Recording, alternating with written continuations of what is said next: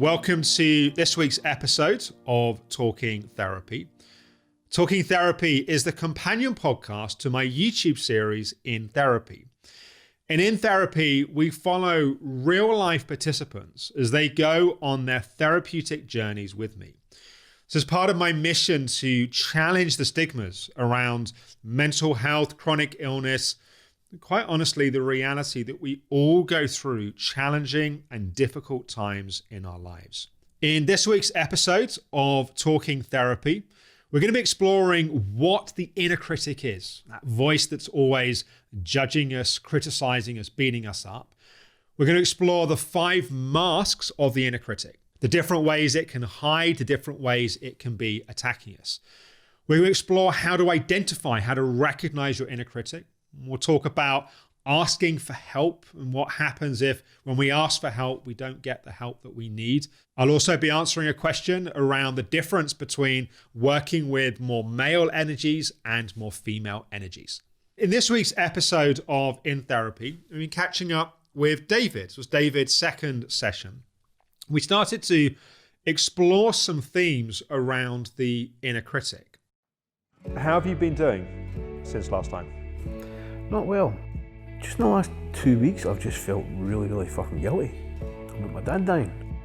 A feeling that I was really selfish. It sounds like there's a lot of self-judgment and sort of attacking, criticizing and beating yourself up. I set David some homework around growing the awareness of his inner critic. I'll talk a little bit in this week's episode around why awareness of what's happening with our inner critic is so important. One of the reasons why I'm so passionate about therapy and people going on a therapeutic journey is it's made such a difference in my own life. Through working on particularly my inner critic, one of the reasons why I'm excited to get into this in this week's episode, through working on my inner critic has made an enormous difference in so many areas of my life. In fact, the first question for this week's episode is, I've not heard of the inner critic before. What is it? It's a good question, and I think it's a good starting point for this week's episode. The inner critic is that voice inside of us that's constantly judging us, assessing our value as a human being, often telling us we're rubbish, we're bad, we're this, we're that. By the way, we all do this, and it doesn't make you crazy. You talk to yourself inside of your mind. In many ways, makes you less crazy to recognize that you talk to yourself inside of your mind. The thing is, though, this voice of our inner critic, we often say things to ourselves we wouldn't dream of saying to somebody else. Even someone that we really dislike and we really struggle with, we wouldn't speak to them in the ways we do to ourselves. And one of the challenges with the inner critic is we normalize to it. We get so used to this constant voice of criticism, judgment, beating ourselves up, that we don't see the wood for the trees. We just get used to it being there. And that inability to recognize and identify the inner critic makes us so much more vulnerable to being attacked. One of the original sources of insight and learning about the inner critic was Sigmund Freud. Sigmund Freud was the kind of founding grandfather of psychoanalysis. And I think our understanding of many of his ideas has evolved somewhat since then, but it doesn't take away from the fact that 100 years ago, his ideas were revolutionary at the time. And one of the key models that Sigmund Freud put forward was this idea of the id, the ego, and the superego. The superego is really the inner critic. It's that voice which is judging and criticizing. And it's interesting if you go back to the original German translations of Sigmund Freud's work. And actually, the original German of superego was über ich, which translates to over I. It's like a version of us which is sitting over the top of us, which is judging, is criticizing, is attacking. In fact, part of the reason why we learned to do this is when we were small children and our parents weren't around, often we felt alone. We didn't feel safe. And by internalizing their voices, we felt a sense of comfort, even when they weren't around us. Also, by having this internalized moral compass of what we should do, what we shouldn't do. If we do this, we get more love. If we do that, then we get rejected or we get left alone. We learn to use this inner critic voice as a way of keeping us feeling safe in the world. So it's a quite primitive and deeply formed structure in our mind, in our experience. But the impact of constantly judging ourselves, criticizing ourselves, beating ourselves up is firstly an enormous amount of suffering. Secondly, what it does is it inhibits our ability to be spontaneous, to be free, to in any moment to express how we feel, to relax, to have fun, to play, because we're constantly braced and on edge of thinking, I don't want to say the wrong thing. What if I do this? Replaying a conversation that we had before. So it's constantly driving up our nervous system, but it's also constantly putting us in a place where we feel like the world is not a comfortable, holding and safe place. And put another way, I think put quite a simple way, it often makes us feel less of who it is that we are. We feel smaller. We feel often like a criticized and attacked and judged child. It takes away our personal power. In fact, one of the things I often say to people with the inner critic, that the viciousness, the harshness, the attacks, the criticism of our inner critic, that power is our power turned against us. When we learn to defend against our inner critic, when we learn to stand up to it, and it's one of the key themes that we develop in my online coaching program, the Reset program, where we get much more into the strategies and the tools of working with it. In fact, part of the homework I end up sending David in time is to go through the module on there, on the inner critic. One of the things that we talk about is when you take back that power, it can give us a lot more energy. It can give us a lot more creativity. And ultimately, we become much freer in the world because we're not taking our energy and using it against us. We're using that energy to move forwards, to progress, to do the things that we want to do in our life. Going back to a little bit about my own experience of the inner critic, I used to be someone that was constantly nervous, constantly criticizing myself, felt ashamed, didn't feel I had a voice. To be able to sit here and do things like this podcast, that means having space from the inner critic, not constantly judging myself, criticizing myself, to feel able to put ideas out there and say what comes to my mind and trust that that sort of natural inner flow of wisdom is valuable and is hopefully helpful to you guys, the viewing audience. The more space we get from our inner critic, the more able we are to bring ourselves and to bring our gifts into our life. So our second question is that you said to David about different masks of the inner critic. I haven't heard that before. What did you mean by that? So one of the ways that our inner critic sort of ensnares us and sort of gets us trapped is it morphs and changes, that it attacks us and criticizes us from different perspectives in different ways. So there are many different masks, but in this episode, I'm going to talk about 5 of the most common masks of how our inner critic tends to attack us. So the first one is one of the most obvious ones. It's the blamer. It's where it's just constantly blaming us and attacking us for what we do. So something goes wrong and it's our fault, and it criticizes us, it judges us. And it's not that, sometimes with the inner critic, there is a grain of truth. Sometimes perhaps we've said something that wasn't very kind or very skillful, and perhaps we regret saying it.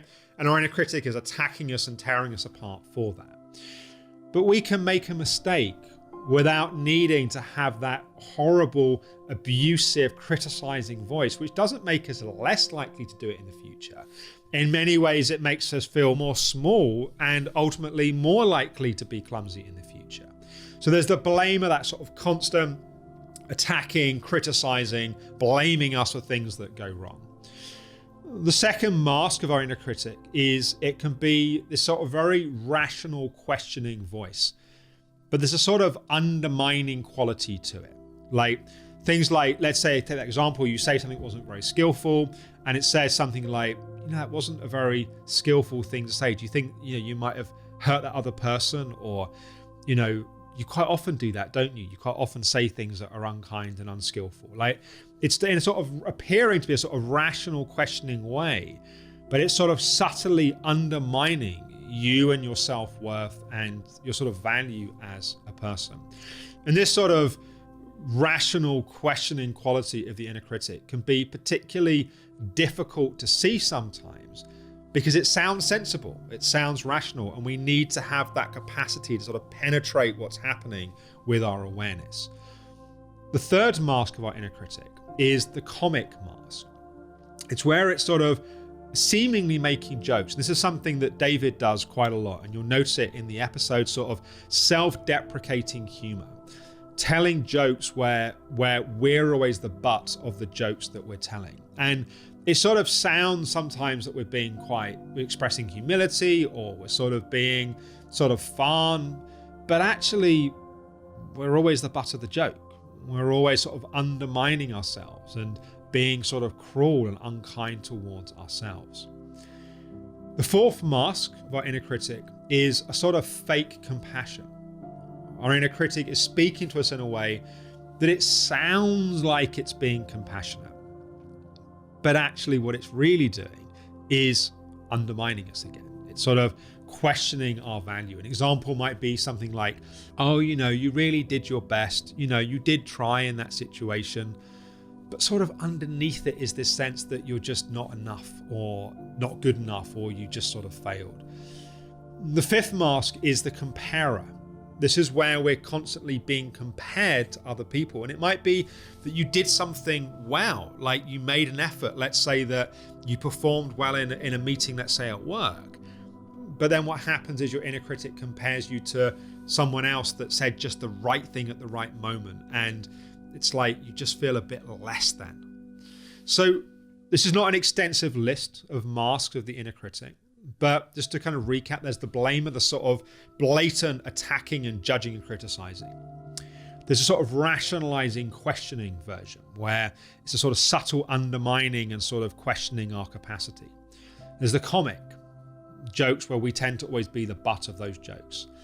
There's the fake compassion, and there's the comparer, constantly being compared against other people. One of the things that I often say is, if you can see it, you don't have to be it. The more awareness you have of what's happening with your inner critic, that awareness alone often helps us get some distance, get some space from what's happening with the inner critic. The next question we have is, how does grief relate to the inner critic? This is one of the themes that David and I get into in this week's episode, that he's been through some significant griefs over the last year. The loss of his dad, the loss of a close friend to suicide, and also the loss of his cat. And one of the impacts of the inner critic is, by attacking ourselves and criticizing ourselves and judging ourselves and making ourselves wrong, it makes it very difficult to feel our grief. Because our grief is a place of surrender. Grief is a place of letting go and letting ourselves feel what it is that's there that needs to be felt. When we're making ourselves wrong, when we're judging ourselves, we're criticizing ourselves, when we get attacked, even if we're not very effective at doing it, we find ourselves defending, we find ourselves on edge. It's like our inner critic makes us feel that it's not okay to have our grief, because we're bracing, we're defending, we're sort of trying to get away from, we're going into our mind. The only way through grief is to feel it, is to surrender to it, is to allow it, to let ourselves feel the hurt and feel the brokenness in our heart in that moment. And that means surrender. That means letting go. And these are things that the inner critic, it just hates. The inner critic wants to be in control, wants us to present ourselves a certain way, to be a certain way. And often what that kind of idealized self that our inner critic is trying to enforce upon us is a place of being sort of together, sorted, and ultimately not being vulnerable. So part of the reason why with David, although it's very clear that part of what he needs to work with is feeling his feelings and emotions, and in my sort of therapeutic plan for him, that's part of where we're going to. I'm also looking at what's in the way of that. What's stopping him from feeling his heart and from feeling the feelings? Part of that is the inner critic. And so in terms of sequencing the work we're doing therapeutically, we need to work with his inner critic first and to bring some awareness of that, to make a little bit more space for him then to be able to feel his feelings and emotions. So we've also had a couple of questions this week about monitoring and becoming more aware of the inner critic. Jill says, what is the best way to monitor your inner critic? And Helen says, great episode, and thank you, David, for being so open. One question for Alex, how do I increase my awareness of when the inner critic is in action? Much of the criticism I aim at myself is automatic and deeply ingrained, and originates from self-regulating as a child growing up in a toxic emotional environment. I've tried using a thought diary in the past, but still find it hard to spontaneously spot the inner critic when I'm in company or chatting to others. Very often it's done its worst before I've realized it's woken up. So to back up a little bit, I said a little bit earlier, if you can see it, you don't have to be it. Having awareness of what's happening is why these are great questions. Having awareness of what's happening in of itself is often a helpful step towards getting some more freedom from your inner critic. So there's a few ways we can do that. And by the way, something that I just want to say that I haven't said so far in this episode is that it's worth noting that your inner critic can be internalized. It can be towards yourself from you. It could be something you're projecting onto other people back towards yourself. So you're imagining what you think other people are thinking, and it's normally your attacks of yourself projected onto them back towards yourself. Or we can have an externalized inner critic where we're judging other people. And it's almost like it's safer to attack them than it is to attack ourselves. But still, when we're doing that, we're not doing it from a place that ultimately feels good. So the homework that I set David is to do what I call a thought diary, to build awareness, and Helen's referencing this in her question. So the way to do a thought diary is at the end of each day, or you can do it at a different point, at lunchtime each day or morning each day, you're writing down the different ways that you've judged or attacked yourself. That may seem like a strange thing. Why would I want to write down the unkind, unpleasant things that I'm saying to myself? But the reason why you're doing it is it helps build awareness. And if you can see the attacks, and often what you start to see is there are certain themes to those attacks, then you can get better at catching and spotting the attacks. If you can catch and spot the attacks, you can hopefully stop doing them, because you can say, hang on, why am I being so cruel and unkind to myself? There are specific strategies and tools that can help us break the patterns that sort of beyond the remit of what we've got time to get into here. But just starting with that awareness can be really helpful. And what Helen's speaking to in her question is, it sounds like she's been using a thought diary and been effective in building more awareness, but she's finding when she's around other people that it becomes more challenging. This is the common thing, that we get better at noticing and observing what's happening when we're by ourselves. But then when we're around others, we get so kind of caught up in what's happening and what they're saying and what we're saying that we sort of lose contact with ourselves. This is where learning to slow things down around other people is really helpful. Learning to listen to your body, using a sensing practice, using a kind of body sensing, like just feeling your arms and legs, just becoming more connected to yourself rather than leaving yourself to come into the field of what's happening for everyone else. So just slowing things down. This is where sometimes the more we practice by ourselves, the more able we are to maintain that contact with ourselves when we're around other people. But really paying attention to connection with yourself, slowing things down, And then it becomes easier to see the patterns as they're happening.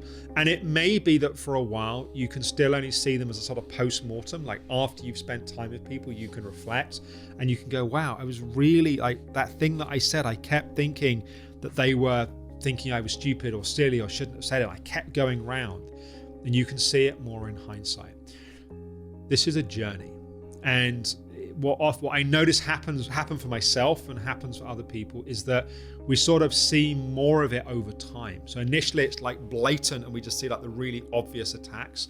And then what happens increasingly over time is we get better at seeing the more subtle iterations of how the inner critic is playing out. So be patient with yourself, go gently. It's a journey, but yeah, working on that awareness, doing that thought diary, reflecting on each day, you'll get better at recognizing and identifying those patterns.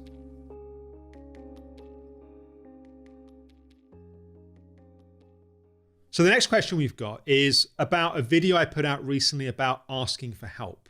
This is a video where I was really emphasizing the importance of being vulnerable and asking for help from others. And the question is, I have no problem asking for help. It's just sad for some reason when I ask for help, nobody shows up often. And I wonder why I don't have support over and over again. Well, firstly, I'm sorry that you're having that experience. It's obviously really painful if we're reaching out for help and we're not getting it. And obviously, I don't know any more than the question, so I'm making big assumptions here, and I apologize if I'm sort of missing the spot. But what often is the case in situations like this is that we're the common denominator in all of the friendships and all of the relationships that we have. And if when we ask for help, we're not getting help, there's often something about the way that we've chosen friendships or the way we've set those friendships and relationships up. And that might be that we have got a history of some sort of abuse and we're sort of attracting people which are kind of ungenerous, let's say, that's the familiar resonance. So that's where, in a strange way, we feel most comfortable. Maybe that we've got history in relationships always being the helper. We're always the one that's there for and helping and supporting other people. And so then suddenly when we need help and support, no one's really there because that's how we've set things up. People are used to us being there for them. They're not used to them being there for us. And then the other thing to consider is it can be how we're asking for help. Are we asking for help in a way which is non-specific? Like, I need more help and support. And people are sort of like, well, I don't know what you mean by that. Or is it that we're asking for help at the wrong moment? We're asking when someone's already drained and depleted at the end of the day. So I would really take some time to reflect on the patterns of who are the people you're asking for help and support. How are you asking for help? When are you asking for help? My experience, and I think hopefully most people's experience of the world, is that people are inherently good and kind. And if they're not the people around you, or they're not the qualities you're bringing out in people, that's something that can change. But often that change starts with us. And it starts with, what are the familiar patterns we're resonating with? Are they healthy? Are they helpful? And if not, how would we like to change that for the future? And then our final question this week is from Lauren. Lauren says, "Hi Alex, loving your series. As a therapist who uses a somatic experiencing approach to treatment, I'm trained to notice my nervous system as I sit with clients. I notice that I orient and show up differently with males than I do females. Really, it's the masculine, feminine energy.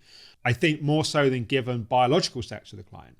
I was curious if you noticed the same thing when working with males versus females." So thanks, Lauren, for your question. Yes, I think there are differences. I think one source of difference can be in someone's energy, whether they're sort of more, we're putting this in sort of very stereotypical terms, but a sort of more sort of forceful, sort of pushing forward, sort of phallic masculine energy, or a more receptive, supportive feminine energy. But it's also more than that. It can also be if someone's withdrawn, that feels different to if someone's sort of out there.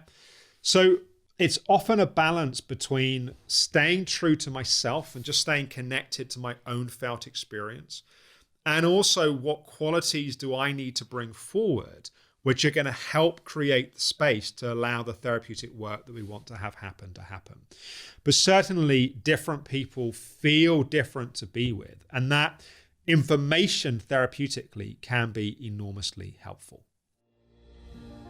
So I want to thank everyone for their questions this week. I also want to thank everyone who commented on this week's episode. Again, there's been some lovely supportive comments of David and the work that he's doing. I really appreciate that. And I know if he reads those comments, he'll really appreciate that as well.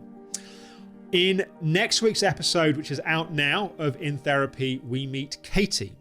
Katie is going through some quite big and quite challenging changes in her life. We start to explore some themes around her relationship with herself. We'll also come some themes around the inner critic in time as well. It's a nice sort of dovetail to some of the themes we've been exploring in this week's episode. And in next week's episode of Talking Therapy, we'll be exploring some of those themes. I'll also be exploring some ideas around how to manage Christmas during lockdown. I know for a lot of people, it's going to be a quite challenging period. I'll be sharing some thoughts and some ideas of how to navigate through that. If you want some additional support in identifying and recognizing your inner critic, do check out the Instagram post that went with this week's episode of In Therapy. There's some helpful reminder images that might also support your insight. Thanks for watching. Be kind to yourself. Go gently.